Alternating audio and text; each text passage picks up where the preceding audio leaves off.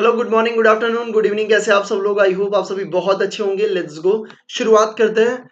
Indian contract act का अपना next session. इस सेशन में आपका दिल से स्वागत है। चलिए शुरुआत करते हैं और पहले जो पढ़ा था उसको रिवीजन कर लेते हैं। लास्ट सेशन में जो भी पढ़ा उसको फटाफट से रिवाइज कर लेते हैं और शुरुआत करते हैं। लास्ट सेशन में अपन ने पढ़ा था नो कंसिडरेशन नो कॉन्ट्रैक्ट होता है, ठीक है, वो अपने को पता है। बट उसके कुछ एक्सेप्शंस अपन ने देखे थे। सबसे पहला नेचुरल लव एंड अफेक्शन अपन ने देखा था। दूसरा अपन ने जिसमें गिफ्ट और वो सब चीजें आती थी, ठीक है।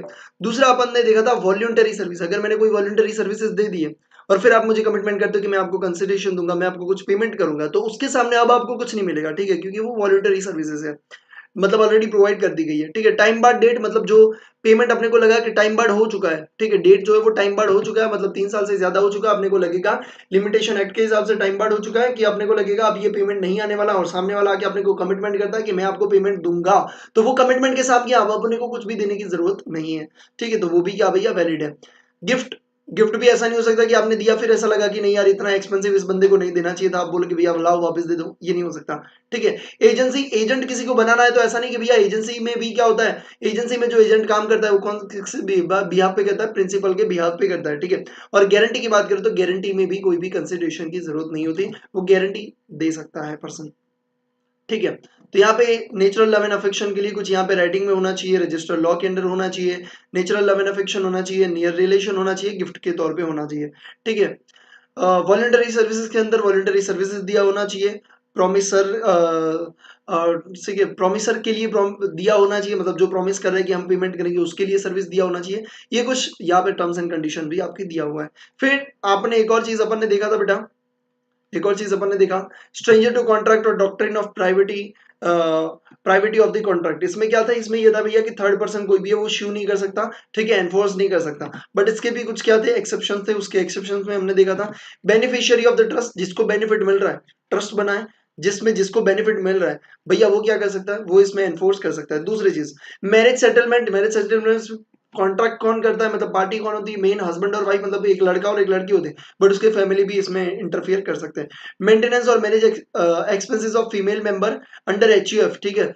एचयूएफ का मतलब क्या होता है, हिंदू अनडिवाइडेड फैमिली, ठीक है। तो एचयूएफ का फुल फॉर्म होता है हिंदू अनडिवाइडेड फैमिली। उसमें क्या होता है भैया, अगर एक्सपेंस मांगने की बात आती है फीमेल एक्सपेंस में, तो वो भी भैया क्या यहाँ पे क्या होता है भैया, इवन थर्ड पार्टी भी इसमें क्या कर सकती है, आपका इंटरफियर कर सकती है, even it's is not member of the HUF, ठीक है। असाइनी ऑफ द कॉन्ट्रैक्ट, मतलब मैंने किसी को कॉन्ट्रैक्ट दिया, उसने आगे किसी को असाइन किया है, तो वो भी क्या कर सकता है, एनफोर्स कर सकता है। Fifth one, acknowledgement of the liability. एक पर्सन मेरे को आके बोलता है कि ठीक है कि तुम धनिया को पैसे दे देना, और मैं धनिया को ऐसा बोलता हूँ कि मैं तुम्हें पैसा दे दूंगा, ठीक है, तो वो फिर मैं थर्ड पार्टी हो गया, मेरा कोई रिलेशन नहीं था, बट मैंने ऐसा बोला कि हाँ भैया उसके बदले मैं पेमेंट धनिया तुझे कर दूंगा, तो भैया यहाँ पे क्या हो सकता है भैया, यहाँ पे मेरे पे केस भी हो सकता है। इवन यहाँ पे भैया मैं कोई पार्टी नहीं था उन दोनों के बीच के कॉन्ट्रैक्ट का, बट मैंने क्या किया, एक्नोलेज कर लिया कि हाँ भैया मैं पेमेंट करूंगा। एजेंसी कॉन्ट्रैक्ट, एजेंसी कॉन्ट्रैक्ट में भी क्या होता है, एजेंट प्रिंसिपल के बिहाफ पे करता है तो कोई भी चीज होता है, इवन प्रिंसिपल कॉन्ट्रैक्ट में नहीं था, एजेंट ने किया था किसी के साथ कॉन्ट्रैक्ट, बस उसमें प्रिंसिपल क्या है भैया, वो भी उसके ऊपर भी इशू हो सकता है, वो भी एनफोर्स कर सकता है। तो ये कुछ चीजें अपन ने देखी थी। और उसके बाद अपन को देखना था capacity of a party and free consent. दो चीजें अपने को देखनी है, कौन सी, कैपेसिटी ऑफ पार्टी, मतलब उसकी कैपेसिटी होनी चाहिए कॉन्ट्रैक्ट करने की, तभी वो वैलिड माना जाएगा, अदरवाइज क्या होगा भैया, वॉइड एब इनिशियो हो जाएगा, हाँ भैया। और दूसरा है फ्री कंसेंट, कंसेंट यानी आपको सम्मति, सम्मति फ्री होनी चाहिए, कुछ कोई चीजें नहीं होनी चाहिए उसमें, ठीक है। तो यहाँ पे सबसे पहले हम देखते हैं फ्री कंसेंट के बारे में। आ जाइए, फ्री कंसेंट किधर से शुरू हो रहा है, ये रहा, आ जाइए। फ्री कंसेंट के बारे में अपन देखते हैं कि फ्री कंसेंट का मतलब क्या होता है और फ्री कंसेंट कैसे कैसे होनी चाहिए, ठीक है। आ जाइए। तो देखो यहाँ पे किस हिसाब से दिया है, इस हिसाब से दिया है कि अगर ये चीजें होगी तो फ्री कंसेंट नहीं है। क्या दिया है, अगर ये चीजें होगी तो फ्री कंसेंट नहीं है, इसका मतलब ये चीजें नहीं होनी चाहिए, फ्री कंसेंट के लिए ये चीजें नहीं होनी चाहिए, ठीक है। चलिए, कहना क्या चाहता हूं पूरा का पूरा, आप जब अपन इसमें से पढ़ेंगे तब आपको ज्यादा अच्छी तरीके से समझ में आएगा।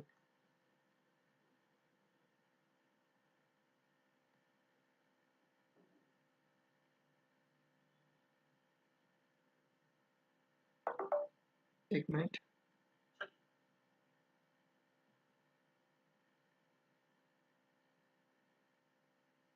Okay, let's go.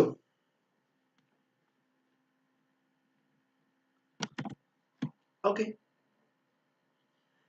कंसेंट कैसी होनी चाहिए? फ्री होनी चाहिए। टू और more person are said to consent where they are agree upon the same thing in same sense.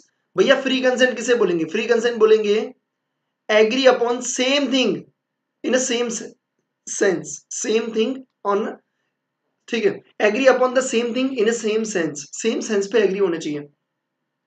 If the parties have not agreed upon same thing in the same sense, there is a no real consent and hence no contract is formed. मतलब हम मानेंगे भैया कोई भी real इसमें consent नहीं है और कोई कॉन्ट्रैक्ट फॉर्म नहीं हुआ है। As per section 14 of the contract act, consent is said to be free, it is not caused by, ठीक है, ऐसी नहीं होनी चाहिए। कैसी नहीं होनी चाहिए?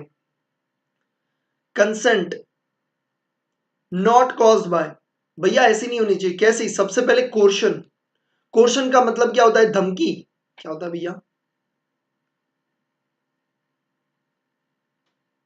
धमकी। मतलब धमकी वाली कंसेंट नहीं होनी चाहिए। अब देखो कोर्शन का सिंपल सा मीनिंग मैं आपको समझा देता हूँ। कोर्शन क्या होता है भैया?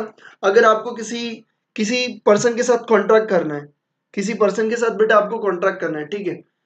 अब वो पर्सन मान नहीं रहा है, वो पर्सन मान ही नहीं रहा है और आपको तो वो कॉन्ट्रैक्ट करना है। फॉर एग्जाम्पल आपको एक स्पोर्ट्स कार परचेज करनी है, ठीक है। वो जो कार होती है, वो कार मार्केट प्राइस उसकी 1 करोड़ रुपीज है, बट आपके पास है 80 लाख रुपीज। कितने? 80 लाख। अब आपको वो परचेज करनी है। आप शोरूम पे गए, उनको पूछा कि भैया कितने में आएगी, वो बोले 1 करोड़ रुपीज। आपने बोला कुछ यार थोड़ा सा कर दो मेरे को, आज ही मैं बुक करवा दूंगा। उन्होंने कर करके 95 तक आ गए। कितने पे आ गए? 95 तक आ गए। भैया इससे कम नहीं होगा। अब कुछ भी कर लो 95 से कम नहीं होगा। आपने क्या किया? मैनेजर का ऑफिस किधर है भाई? तो बोले मैनेजर को हम नहीं मिलने देते ऐसे। बोले कि नहीं मेरे रिलेशन वाले हैं। क्या बोले आपने? कि मेरा रिलेटिव है, मेरे को उससे मिलना है। तो उन्होंने बोला ठीक है। उन्होंने मैनेजर को जाके बोला कि आपके कोई रिलेटिव मिलने आए। तो मैनेजर को लगा होगा कोई रिलेटिव, तो के नाम तो के पता नहीं है। हाँ कोई बात नहीं, भेजो। जैसे ही वो मैनेजर के पास गया, ठीक है, मतलब आप जैसे ही मैनेजर के पास गए, उसके कैबिन में गए, अंदर से गन निकाली और सीधा उसके खोपड़ी पे रख दी। भाई मेरे पास 80 लाख है और मेरे को ये कार चाहिए। तेरे बंदे 95 में बोल रहे हैं, बेचना है कि नहीं बेचना बोल। अगर ना बोलेगा तो मैं यहीं पे तेरे को ना उड़ा दूंगा, तेरी खोपड़ी उड़ा दूंगा। ठीक है, मेरे को कोई डर नहीं लगता। मैं 5 साल वैसे भी जेल जाके आया हूँ और 5 साल और चला जाऊंगा, कोई फर्क नहीं पड़ता। ठीक है, और इंडिया का 5 साल या इंडिया का 7 साल तो 7 साल तो इस तरीके से होता है कि दिन को 12 घंटे दिन होता है, उसको एक दिन गिनते हैं, रात को भी दूसरा दिन गिनते हैं। मतलब 7 साल की सजा 3.5 साल में खत्म हो जाएगी। ठीक है, तो इस तरीके से गिनते हैं। तो भैया मेरा तो भैया एंजॉय है, भैया मजे। ठीक है, मैं तो तेरी खोपड़ी उड़ा दूंगा। हाँ बोल। ठीक है, तो बोलेगा भैया ठीक है, एक गाड़ी में क्या जाएगा, 10-15 लाख का तो घाटा जा रहा है, जाने देते हैं, इससे कौन पंगा ले। तो वो सामने वाला पर्सन हाँ बोल देता है। तो इसे बोलते हैं धमकी से आपने कंसेंट लिया। मेरे को ये बताओ, ये क्या फ्री कंसेंट था? क्या वो सेम तरीके से सेम चीज पे कंसेंट दे रहा था? नहीं दे रहा था। तो ये बोले भैया इसको बोलते हैं कोर्शन, इसे बोलते हैं धमकी। समझ में आया कि नहीं आया? ठीक है, आप बोलोगे भैया तो हम इसमें क्या कर सकते हैं? जिसको मतलब धमकी मिली है वो क्या कर सकता है भाई? ठीक है, वो आगे बताएंगे। वो क्या होता है? वॉइडेबल होता है। मतलब जिसको आपने धमकी दी, उस मैनेजर को धमकी दी, ठीक है, अगर कोर्ट में केस बेस हुआ, ठीक है, तो कोर्ट बोलेगा उस मैनेजर को, बुलाएगा, इधर आ, तेरे को धमकी दी है? हाँ धमकी दी है। ठीक है, तो बोलेंगे वो 80 लाख में परचेज करना चाहता है। क्या तू 80 लाख में सेल करना चाहता है? ठीक है, क्या तू 80 लाख में सेल करना चाहता है? वो किसको पूछेंगे भैया? मैनेजर को, मतलब एग्रीड पार्टी को। जिसको भैया सफर हुआ ना उसको पूछेंगे, भैया तुझे एग्री है वो जो कॉन्ट्रैक्ट बोल रहा है, क्या तुझे वो एग्री है? वो बोलेगा नहीं भैया मैं 80 लाख में नहीं बेचना चाहता। ठीक है, मतलब eight the option of agreed party. ये क्या होता है? वॉइडेबल होता है। ये कॉन्ट्रैक्ट कैसा बनता है? अगर फ्री कंसेंट नहीं होता तो कॉन्ट्रैक्ट बनता है वॉइडेबल। मतलब जो भी एग्रीड पार्टी है भैया, वो क्या बोलेगा उसको पूछा जाएगा कि तेरे को मंजूर है। अगर वो हाँ बोलेगा तो वैलिड में कन्वर्ट हो जाएगा, अगर वो ना बोलेगा तो वॉइड में कन्वर्ट हो जाएगा। मतलब वो वॉइडेबल है। समझ में आया कॉन्ट्रैक्ट का नेचर कैसा होता है? चलो क्वेश्चन को पढ़ते हैं अंदर से।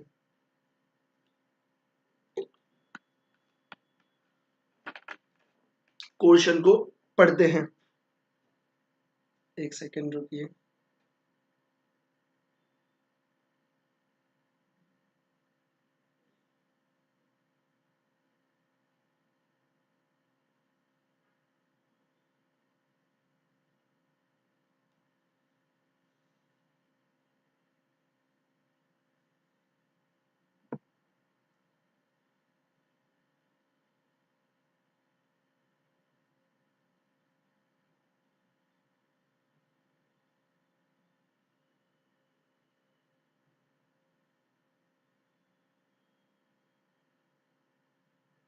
एक सेकेंड।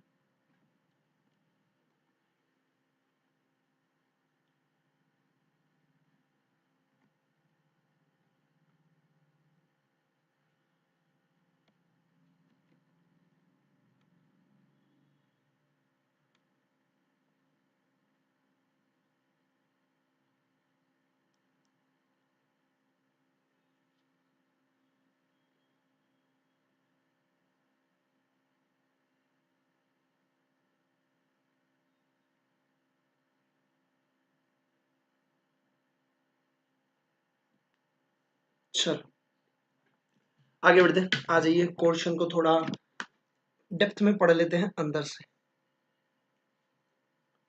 Let's go. क्वेश्चन क्या कहना चाहता है? पहली बात भैया क्वेश्चन को हाईलाइट कर लेते हैं, हाँ, ताकि पता चले यहाँ पे नया टॉपिक है।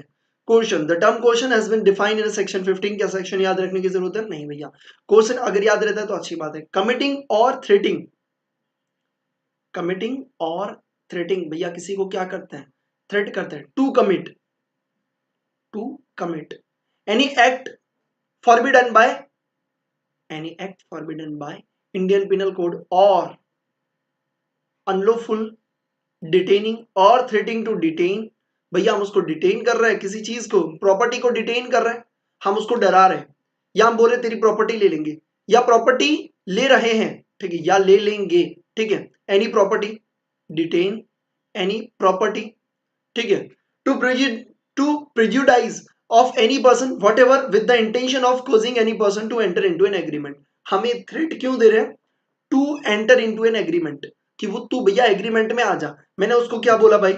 मैं उसको क्या कर रहा था? डरा रहा था कि तेरी खोपड़ी उड़ा दूंगा, या मैं ऐसे भी धमकी दे सकता था कि मुझे पता है तेरा बंगलो किधर है, ठीक है, उस बंगलो को मैं ना, उस बंगलो को मैं खाली करवा दूंगा, ठीक है, वहां पे मैं गुंडा भेजूंगा, तेरा पूरा बंगलो तोड़ देगा भाई, ठीक है। तो ये क्या है भैया? ये क्या है? प्रॉपर्टी को हार्म करेगा या कर दूंगा, मतलब अभी कर रहा हूं या फिर कर दूंगा, ठीक है। तो इसे क्या बोलते हैं? और क्यों करते हैं? To enter into an agreement, agreement में आने के लिए हम उसे ये सब चीजें कहते हैं, ठीक है। एक्सप्लेनेशन देखते हैं, इसे क्या कहते हैं? धमकी भी बोलते हैं, मैं यहां पे लिख दिया धमकी, ठीक है। एक्सप्लेनेशन देखते थे, ठीक है। It is immaterial whether there IPC is Indian penal code is or is not in force in the place where the question is employed, ठीक है।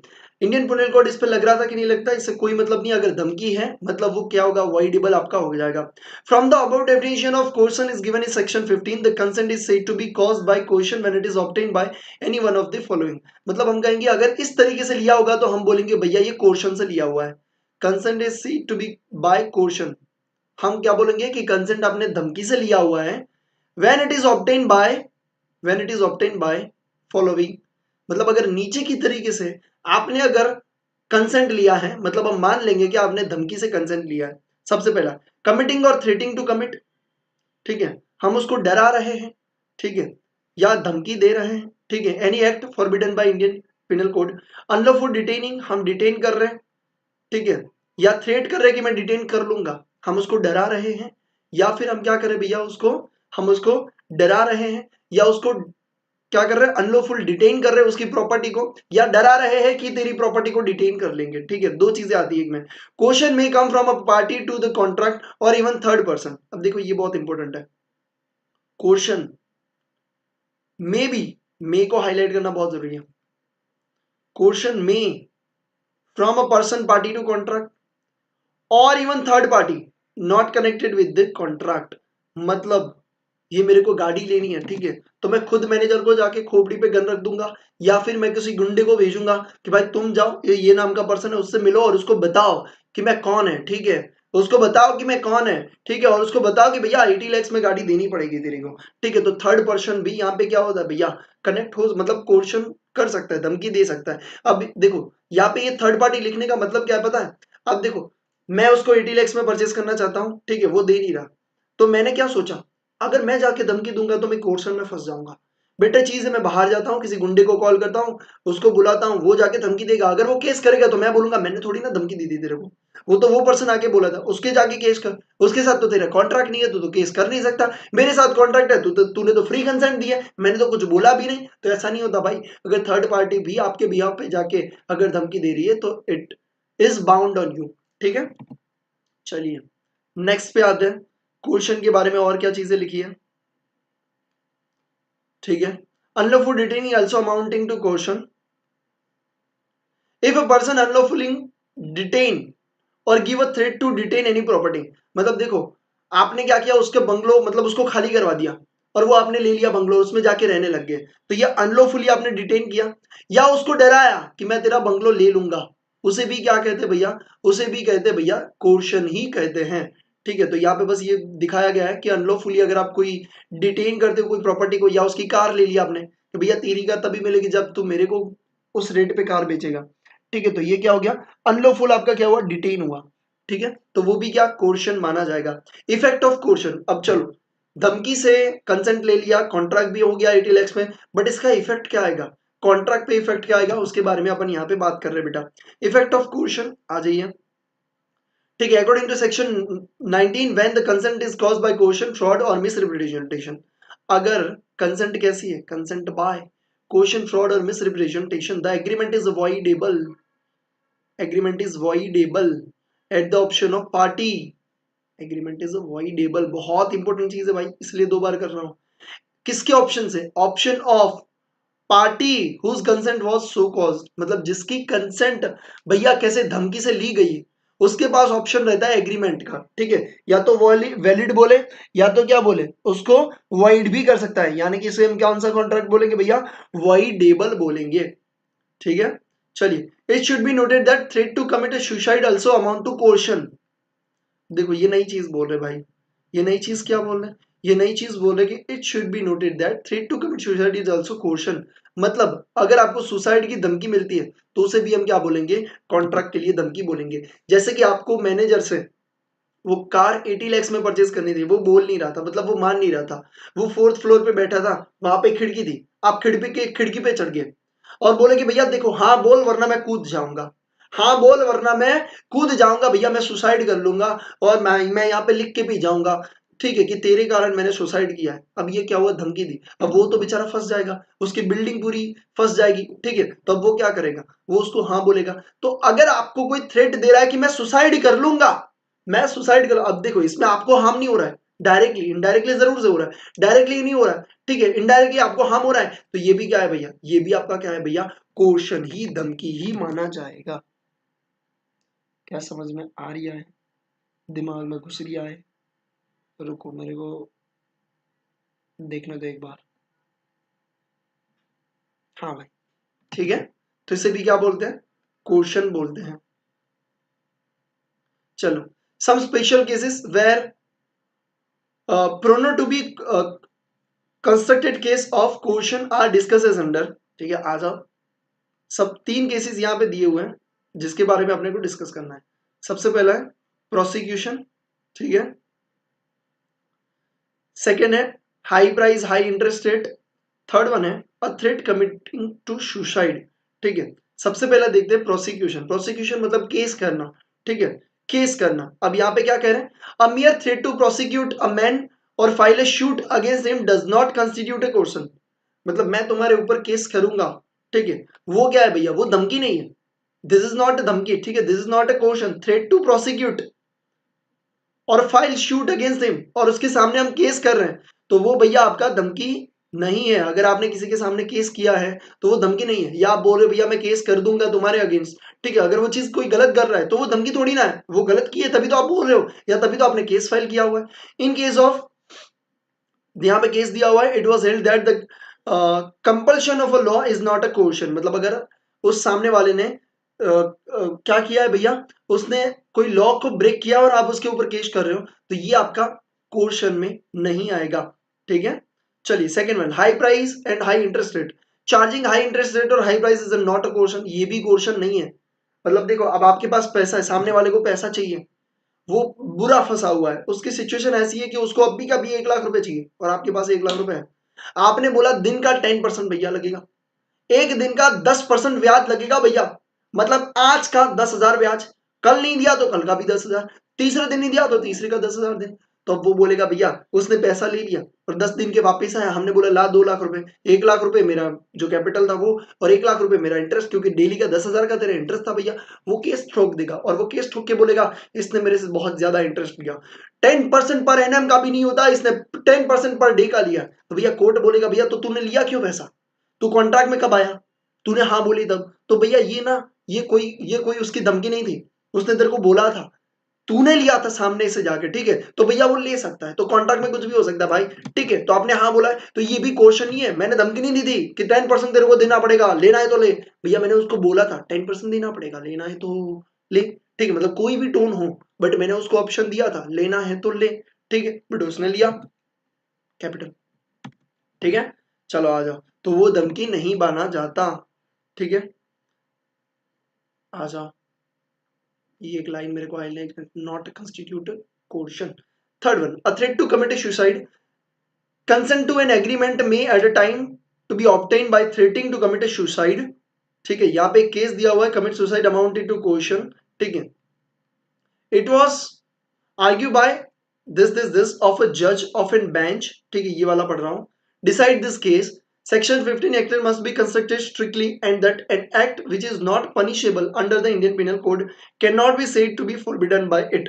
Suicide is not punishable. अब देखो ये देखो, suicide is not punishable by IPC. Only attempt to suicide is punishable. अब इसका मतलब समझो, ये कहना ये चाहता है भैया कि अगर कोई सुसाइड कर लेता है तो उस पर्सन को हम कैसे, अब देखो मैंने धमकी दी 80 लाख में भैया तो बेचेगा कि नहीं बेचेगा वरना मैं सुसाइड कर लूंगा, वो बोला भैया कर ले, मेरे को कोई फर्क ही नहीं पड़ता भाई, कूद जा अभी, क्या अभी कूद जा, ठीक है, अभी तो 5 मिनट के बाद कूद रहा है तो अभी कूद, ठीक है, वेट ही मत कर तू, बट कूद जा। तो मैं कूद गया भाई और मैं हो गया भगवान का प्यारा। अब मेरे को ये बताओ, सुसाइड इज नॉट पनिशेबल का मतलब ये होता है, अब देखो मेरे को, मैं धमकी दे रहा था उसको, हाँ, अब मेरे को वो पनिश करेगा कोर्ट, कैसे पनिश करेगा, मैं तो जिंदा ही नहीं है, ठीक है, मैं जिंदा हूं तो पनिश करेगा ना। तो सुसाइड पनिशेबल नहीं है, but attempt to suicide is punishable. मतलब मैं गिरा बट नीचे से एक कार जा रही थी, ठीक है, कार के ऊपर क्या था भैया, वो कॉटन बंधा हुआ था, काफी सारा कॉटन था, कार नहीं ट्रक ले लेते हैं, उस पे कॉटन था, मैं जाके गिरा धम से, बट मैं जिंदा रह गया भाई, मैं जिंदा रह गया, हाथ पैर टूटे बट मैं जिंदा रह गया, तो भैया मेरे को पनिश करेंगे, ठीक है। तो यहाँ पे आई होप आपको ये 3 चीजें समझ में आई होगी, 3 चीजें समझ में आई होगी कि प्रोसिक्यूशन के लिए अगर आप किसी पे केस कर रहे हैं, वो गलत किया तो भैया केस करोगे, उसको धमकी नहीं बोलते हैं। दूसरी चीज, आपने हाई इंटरेस्ट रेट चार्ज किया या हाई प्राइस चार्ज किया, वो भी धमकी नहीं बोलते, क्योंकि उसने एग्री किया तभी तो परचेज किया भाई। And threat to commit suicide, suicide किया वो पनिशेबल नहीं है क्योंकि वो जिंदा ही नहीं है भाई, अटेम्प्ट होगा तो भैया वो क्या है, पनिशेबल है। अनड्यू इन्फ्लुएंस की बात करते भैया, अनड्यू इन्फ्लुएंस, अनड्यू इन्फ्लुएंस का मतलब ये होता है कि किसी पे प्रेशर डालना, क्या करना भैया, उसके ओहदे का गलत इस्तेमाल करना। लिख देता हूं मैं इधर,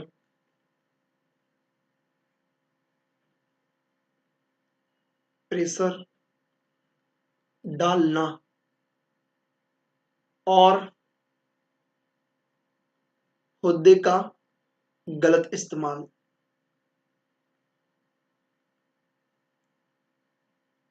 ठीक है।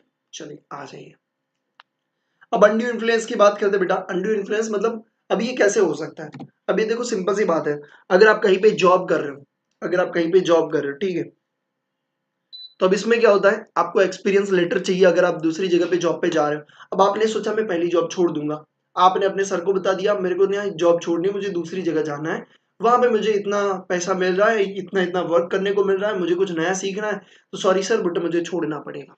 तो उसकी दिमाग हटी भाई, ठीक है, उसकी दिमाग हटी तो बोल दिया भैया मैं ना तुझे छोड़ने नहीं दूंगा। आपने बोला नहीं भैया मेरे को ना जाने दीजिए, मेरे को ना दूसरी जगह जॉब करनी करनी,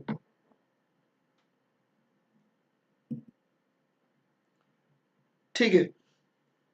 अब सोसाइटी हमसे हार्म ही नहीं हो रहा, क्यों नहीं हो रहा भाई, अब देखो ये इस कंटेंट को बाद में रखते हैं। यहाँ पे पूछ रहे हैं कि सुसाइड से हमें हार्म नहीं हो रहा है भाई, अगर मैं बोल रहा हूँ कि मैं सुसाइड कर दूंगा, मैं सुसाइड कर दूंगा, ठीक है, और वो जो पर्सन है उसको मैंने बोला 80 लाख में देना है कि नहीं देना कहा, अब आप बोल रहे हैं कि उसको कहां से हार्म होगा, बेटा होगा ना, क्यों नहीं होगा, अगर मैंने सुसाइड नोट में लिख दिया कि मैंने सुसाइड किया इसकी वजह से, उसकी रेपुटेशन जाएगी, ठीक है, बड़े बड़े चर्चे होंगे। दूसरी चीज, जिस बिल्डिंग में सुसाइड हुआ होगा उस बिल्डिंग को कोई परचेज नहीं करेगा, रेंट पे कोई नहीं लेगा, काफी आम हो सकता है भैया। मार्केट की मतलब अगर जहां तक सच्चाई बाहर नहीं आती तब तक क्या लगेगा कि इस कंपनी ने, मैनेजर ने ठीक है, एक पर्सन को डराया, अपने कस्टमर को डराया और कस्टमर ने वहां से कूद के जान दे दी, कंपनी का तो भैया पूरा सत्यानाश हो जाएगा। ठीक है, ऐसा है भाई। ठीक है, आ जाओ। अब क्या कर रहे थे भैया, बात करते हैं अनड्यू इन्फ्लुएंस। हाँ, अनड्यू इन्फ्लुएंस की बात करते हैं। अनड्यू इन्फ्लुएंस का मतलब ये होता है कि आपके ऊपर प्रेशर क्रिएट करना।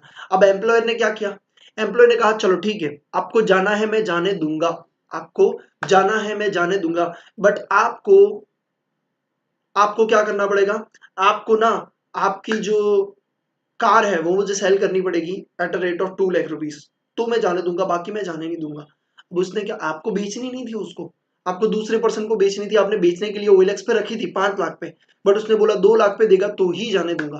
तो आपने क्या किया भैया, जॉब अच्छी मिल रही थी, अपॉर्चुनिटी अच्छी थी, तो आपने अनड्यू इन्फ्लुएंस में आके क्या कर दिया, उसके प्रेशर में आके उसको हाँ बोल दिया। तो ये होता है बेटा अनड्यू इन्फ्लुएंस। ठीक है, मतलब किसी का प्रेशर रहता है आपके ऊपर और आप उसे क्या बोलते हो, हाँ बोल देते हो। दूसरा, ट्रस्ट के हिसाब से भी होता है, जैसे कि ट्रस्ट के हिसाब से आपने वो रेडी मूवी देखा है। ठीक है, उसमें वो अलग अलग परेश रावल जो होता है वो क्या करता है, 12 बार मैं टैक्स भरवाता हूँ, ऐसा बोलते, पता है 12 महीने में 12 बार मैं टैक्स भरवाता हूँ। अब परेश रावल के ऊपर ट्रस्ट था उन लोगों को, बुल्ली को, क्या नाम है उसका, बुल्ली और पुल्ली, कुछ ऐसा कुछ नाम था ना। ठीक है, तो उन दोनों को क्या है भैया, उन दोनों को ट्रस्ट था। अब ये ट्रस्ट का गलत बेनिफिट उठा रहा है कौन, परेश रावल, 12 बार भैया टैक्स भरवा रहा है, कुछ भी मतलब। ठीक है, तो वो क्या था, ट्रस्ट के कारण ये क्या हुआ, अनड्यू इन्फ्लुएंस हुआ भैया, ये भी क्या हुआ, अनड्यू इन्फ्लुएंस हुआ। आ जाओ। A contact is said to be influenced by undue influence where the relationship subsisting between parties are such that, मतलब उनके बीच में कोई ऐसा रिलेशन है, relation between the parties such that one of the parties is in a position to dominate, मतलब एक party ऐसी है जो डोमिनेट कर रहा है, क्या कर रहा है भैया, one of parties is dominate.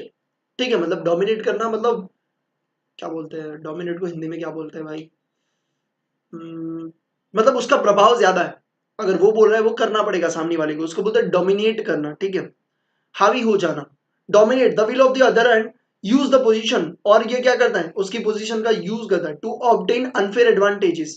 देखो उसने क्या अनफेयर एडवांटेज लिए, मेरी 5 लाख की कार 2 लाख में परचेज कर ली भैया, तो ये क्या हुआ, अनड्यू इन्फ्लुएंस हुआ। Yes, in a particular and without prejudice to the generality of the foregone principles, a person is deemed to be in a position of dominate will of an, भैया यहाँ पे क्या बोल रहे हैं कि नीचे वाले जो केसेस है उसमें हम क्या मानेंगे कि डोमिनेट पोजीशन है, और यहाँ पे अनड्यू इन्फ्लुएंस है, कौन सी चीजों में भैया, आ जाओ।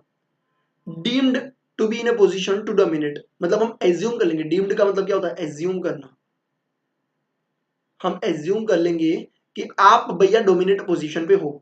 ठीक है, और इसमें अनड्यू इन्फ्लुएंस है, कौन से केसेस, आ जाइए। Where he hold a real or apparent authority over the other, यहाँ पे क्या लिखा है, होल्ड, क्या होल्ड करता है भाई ये, real and apparent authority over the other, मतलब उसके पास रियल ऑथोरिटी है। रियल ऑथोरिटी मतलब एक्चुअल में वो एम्प्लॉयर एम्प्लॉय की रिलेशनशिप है। ठीक है, ठीक है, मदर, अरे मदर फादर नहीं आएगा, हाँ, सन और फादर का रिलेशन है, वो रियल है। ठीक है, और अपेरेंट ऑथोरिटी का मतलब क्या होता है, वैसे उसका कोई उसके ऊपर प्रेशर नहीं बना सकता, बट वो ट्रस्ट के कारण बन रहा है, जैसे कि ये बुल्ली वाला एग्जांपल दिया, तो वैसे परेश रावल डोमिनेट पोजीशन पे नहीं है कि वो कहेगा वैसा ही सब चीजें वो करेगा, नहीं, बट वो ट्रस्ट के कारण सामने वाला पर्सन कर रहा है। ठीक है, ठीक है, इसे क्या कहते हैं, फिड्यूशरी रिलेशन कहते हैं, सॉरी ट्रस्ट वाला किसमें भैया, फिड्यूशरी रिलेशन को क्या बोलते हैं, ट्रस्ट वाले रिलेशन के हिसाब से क्या करते हैं वो, ट्रस्ट वाले रिलेशन के हिसाब से वो क्या करते हैं, सामने वाला पर्सन एक्शन करता है। ठीक है, जैसे कि डॉक्टर पेशेंट का रिलेशन भी क्या होता है, ट्रस्ट वाला, और क्लाइंट और एडवोकेट का भी क्या होता है, ट्रस्ट वाला चीज होता है। ठीक है, बी वाला, where he make a contract with a person whose mental capacity is temporarily और परमानेंटली अफेक्टेड। अब देखो, आपने किसी ऐसे पर्सन के साथ काम किया, मतलब कॉन्ट्रैक्ट कर लिया, जो मेंटली मेंटल कैपेसिटी उसकी टेम्पररीली या परमानेंटली अफेक्ट हो चुकी है। अब देखो, आप बोलोगे भैया मेंटल कैपेसिटी परमानेंटली तो समझ में आती है, टेम्पररीली कैसे होगी, भैया वो दारू पी के बैठा हुआ है, ठीक है, आप उसके पास जाए, उसके पास बोला कि काम करते हैं, ठीक है, तेरे पास वो फार्म है 1 एकड़ का, ठीक है, उसे बेच देते हैं यार, उसे बेच दो, वो क्या करेंगे भैया, दारू पियेंगे, मजे करेंगे, लड़कियां होगी, ठीक है, बहुत मजे होंगे, बेच देते हैं, चलना बेच दे, वो बोलेगा मेरे को बेचना है, बट परचेज कौन करेगा, ठीक है, आप बोलोगे मैं लूंगा भाई, तेरा दुख दर्द मैं समझता हूँ, ठीक है, कितना प्राइस आता है बोल, मार्केट प्राइस उसकी 10 लाख है, वो बोलेगा मैं अभी का भी ले लेता हूँ बोल 5 लाख में, कर दे साइन, तेरे के पास कितना पैसा आ जाएगा, 5 लाख रुपए आ जाएगा। उसने भाई साइन कर दिया, तो ये क्या हुआ, टेम्पररीली उसकी मेंटल कैपेसिटी स्टेबल नहीं थी, बट आपने क्या करवा दिया, साइन करवा दिया उसे। समझ में आ रही है बातों को? ठीक है, तो ये क्या होता है कि कुछ फॉलोइंग केसेस में डोमिनेट पोजीशन मानी जाएगी इवन है या नहीं है। ठीक है, अनड्यू इन्फ्लुएंस के बारे में इतना समझ में आया? हाँ भैया, ठीक है, आगे बढ़ते हैं। थर्ड वाला point, where a person who is a position to dominate the will of another enters into a contract with him and the transaction appears on the face of it or on the evidence adduced to unconscionable.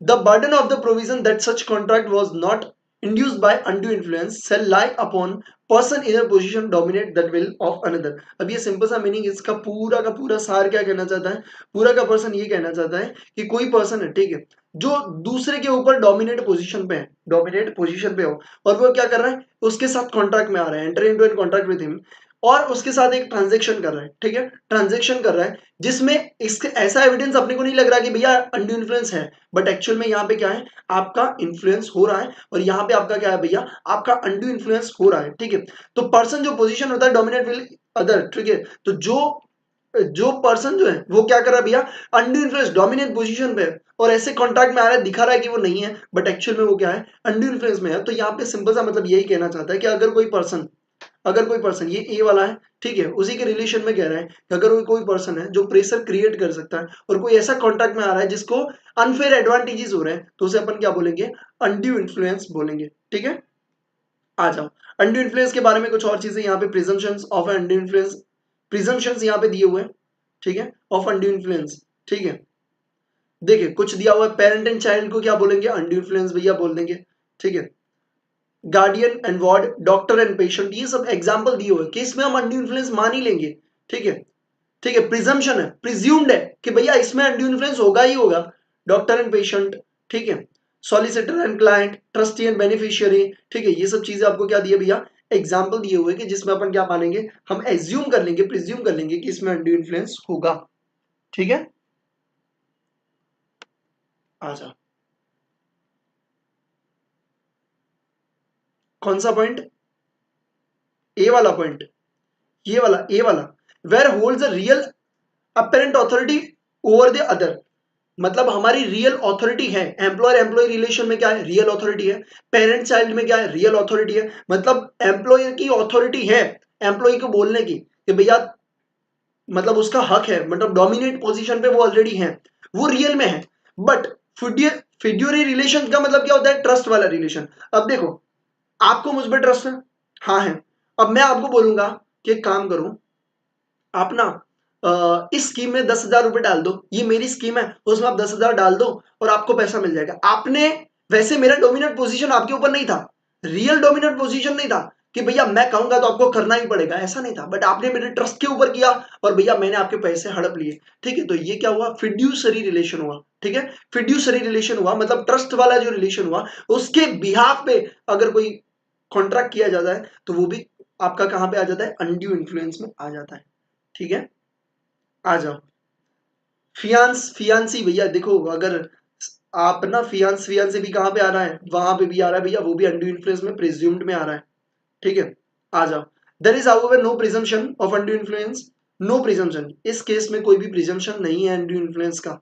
ठीक है, landlord और tenant, landlord और tenant में भैया ऐसा assume नहीं किया जाता कि लैंडलॉर्ड भैया टेनेंट को परेशान कर रहा है और अनड्यू इन्फ्लुएंस है। ठीक है, डेटर क्रेडिटर में भी ऐसा नहीं है। ठीक है, कि भैया जो क्रेडिटर है वो डेटर को काफी हार्म कर रहा है, अनड्यू इन्फ्लुएंस कर रहा है, भैया एज्यूम नहीं होता इसमें। ठीक है, हस्बैंड वाइफ में भी नहीं होता, ऐसा नहीं। अब हस्बैंड वाइफ को डोमिनेट करेगा नहीं भैया, अब उल्टा है, अब जिंदगी में उल्टा है, ऐसा नहीं माना जाएगा कि वाइफ हस्बैंड के ऊपर अत्याचार ही कर रही होगी, ऐसा प्रिज्यूम्ड नहीं होगा।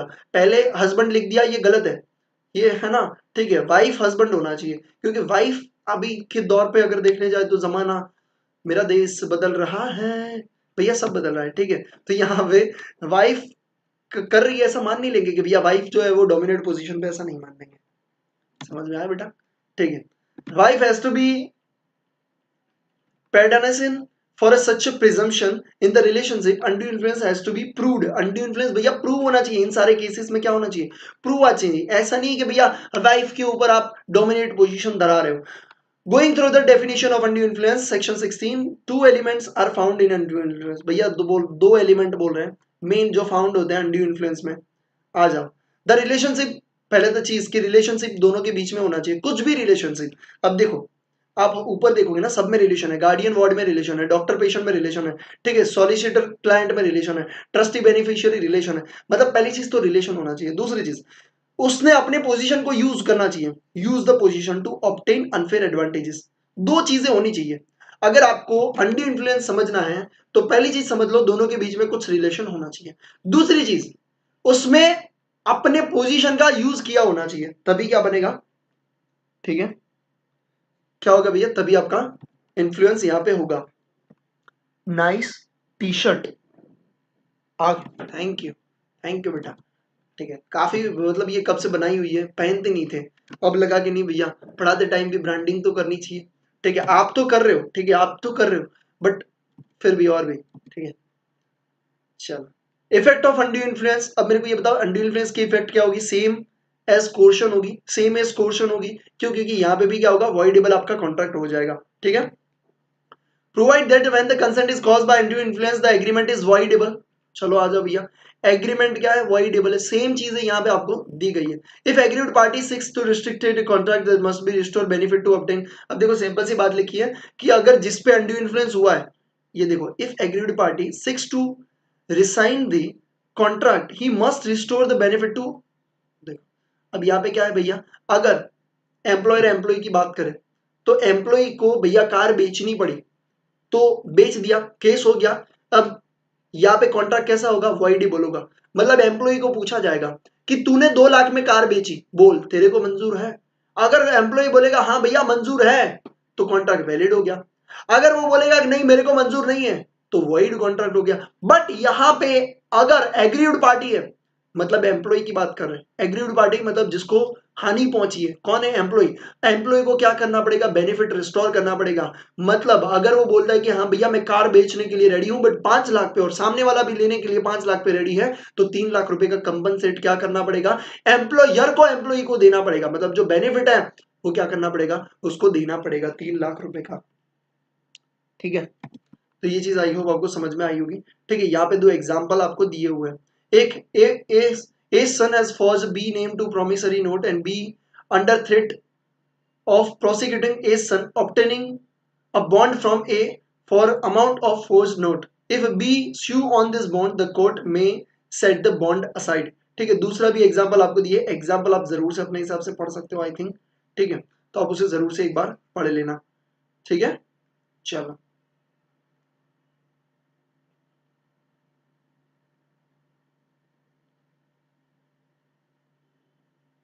ओके।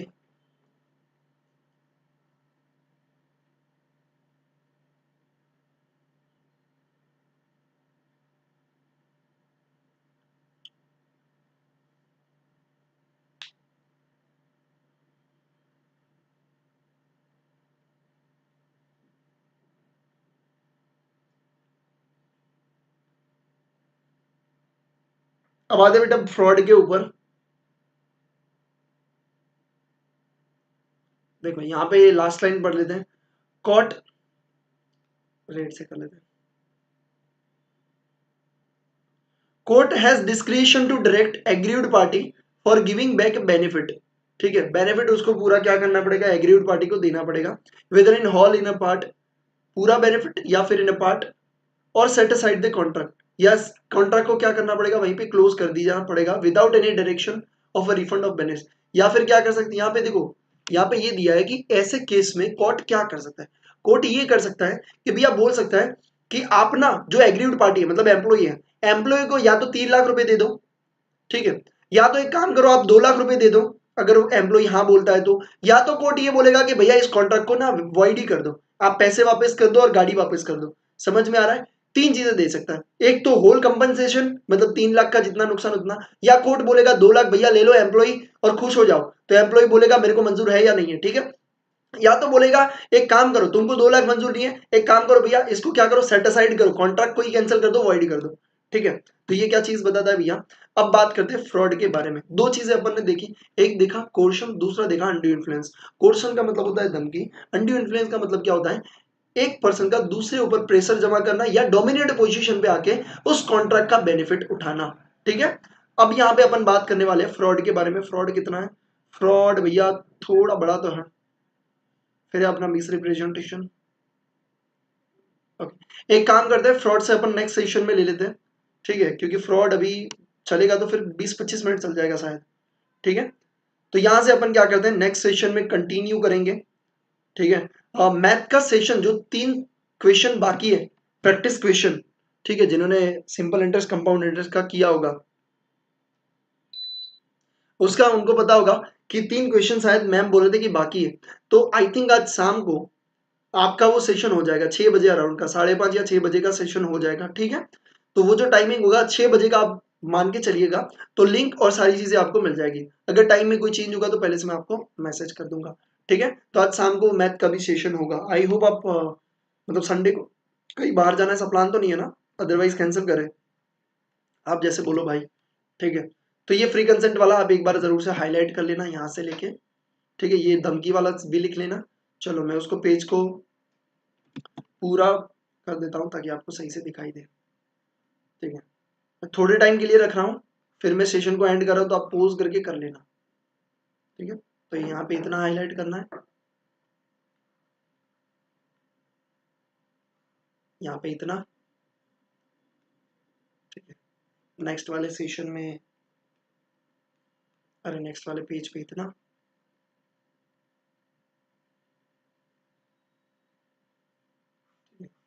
इसके बाद आपको यहाँ से इतना करना है।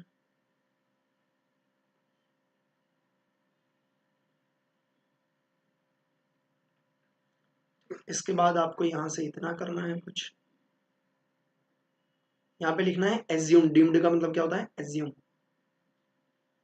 ये करना है। ठीक है, फिर नेक्स्ट पेज में आ जाता है भैया, ये ना केसेस याद रखना, प्रिज्यूम्ड वाले ये केसेस भैया एक बार पढ़ लेना, याद रखना इसे, एमसीक्यू में आ सकता है। और ये 3 ज्यादा याद रखना, ये 3 ज्यादा फेमस है। क्यों, क्योंकि भैया जो है उससे ज्यादा जो नहीं है ना वो पूछा जाता है। नॉट प्रिज्यूम्ड वाला ये ज्यादा पूछा जाता है। ठीक है, तो इसको आप स्टार भी हाईलाइट कर सकते हो भैया, ये केसेस में से आपका एक एमसीक्यू डेफिनेटली बनेगा। ठीक है, फिर आपको इतना हाईलाइट करना है,